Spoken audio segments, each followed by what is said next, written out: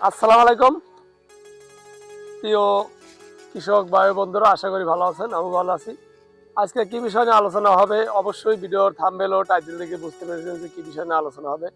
আজকের বিষয় যে আমাদের কপি 1 মাস বয়সে আমরা বোরন ও জিঙ্ক ব্যবহার হলে কি কার্যকারিতা, কি উপকার, সেই বিষয় নিয়ে আলোচনা হবে। অবশ্যই ভিডিওটা সম্পূর্ণ সবাই দেখবেন। আজকের বিষয় হচ্ছে গিয়ে আমরা 1 মাস বয়সে কি জন্য আমরা বোরন ও জিঙ্ক গাছে স্প্রে করব। কি জন্য আমরা এই কপিটা, আমার কিন্তু 1 মাস বয়স, মাশাআল্লাহ এখন পর্যন্ত শীত, আর এই ক্ষেত্রে কিন্তু আগাম কপি ছিল।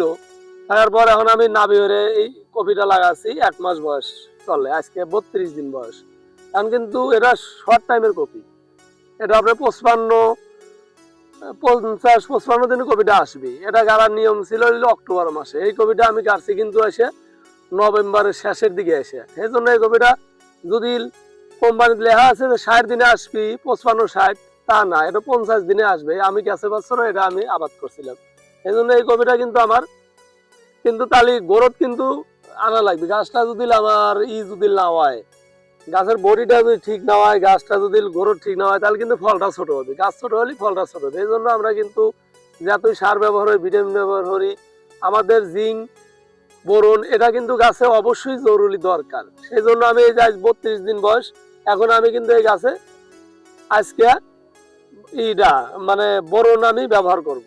বোরন ও সাথে হয়েছে গিয়া জিঙ্ক, সিলেটে জিঙ্ক, এই দুটা জিনিসই আমি ব্যবহার করব। দুইটাই আমি আনছি, আমি কন্টেনার গোলাও রাখছি ও কন্টেনার তোলা আছে। কিভাবে স্প্রে করবো তাও আপনাদের দেখাবো। সেটা হচ্ছে গিয়া আর আর ইটা ডোজ হয়েছে গিয়ে আমরা বোরনটা দেবো হচ্ছে গিয়ে প্রতি লিটার পানিতে হচ্ছে গিয়ে 1.5 গ্রাম, আর সিলেটের জিঙ্কটা দেবো আমরা প্রতি লিটার পানিতে 1 গ্রাম। দুইটা আলাদা আলাদা মিশিয়ে পরে কন্টিনিউ দেবো, দিয়ে ভালোভাবে মিশিয়ে আমরা স্প্রে করবো।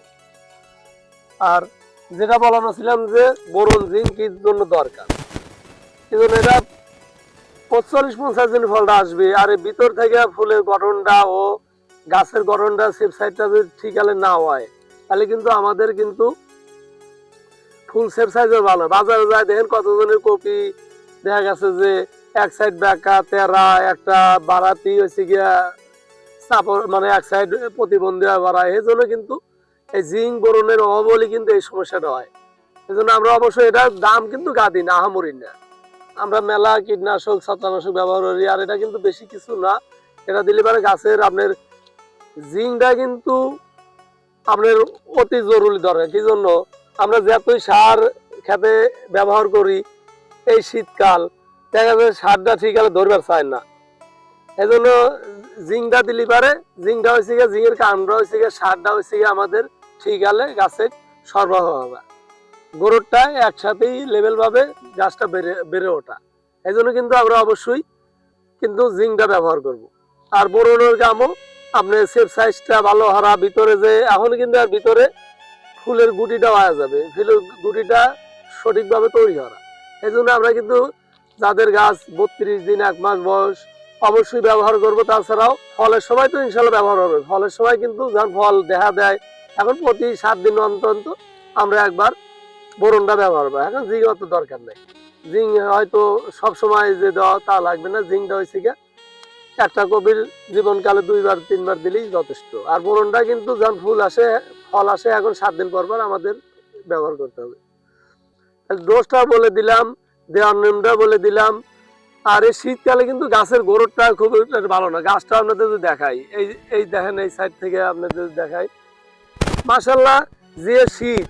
এই আপনার আপনার আজকে ডিসেম্বর মাসের 2 তারিখ, না ডিসেম্বর না, জানুয়ারি 26 জানুয়ারি, আজ হলে 26 সালের 2 তারিখ, নতুন বছরের। আপনার গাছটা কিন্তু প্রচন্ড শীত। এই শীতের যে গাছটা এই পরিমাণ হয়েছে তাই মেলা। তাছাড়া শীত যদি কম থাকতো, তাহলে গাছটা কিন্তু মাশাআল্লাহ আরো গ্রোথ হইতো, আরো সুন্দর হইতো। তাহলে যেটুকু হয়েছে মোটামুটি ভালো হয়েছে। আর যদি একটা থাকে, রোদটা ঠিক থাকে, তাহলে কিন্তু অবশ্যই গাছ অল্প দিনে ক্ষেতটা ভরে যাবে। মাটিটা শুকালে এবারে আমি আরেকবার পানি দেবো, ফলটা যেন দেখা যায়। তাহলে যে বিষয় নিয়ে বললাম অবশ্যই আপনারা বুঝতে পেরেছেন। আর ওষুধটা দিয়ে আপনাদের আমি দেখাই।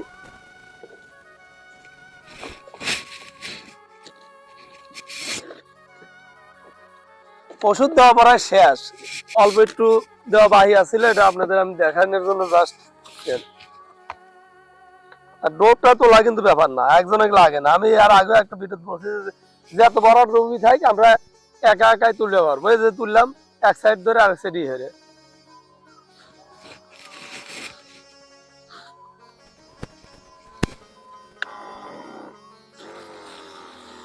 অবশ্যই আমরা কিন্তু যখন এটা দেব, এই যে ভিতরে ভালো করে ভরা দেব,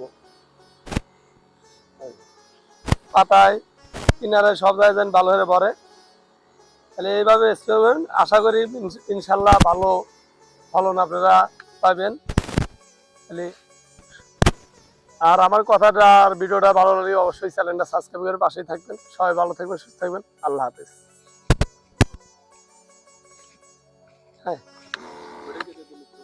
হ্যাঁ,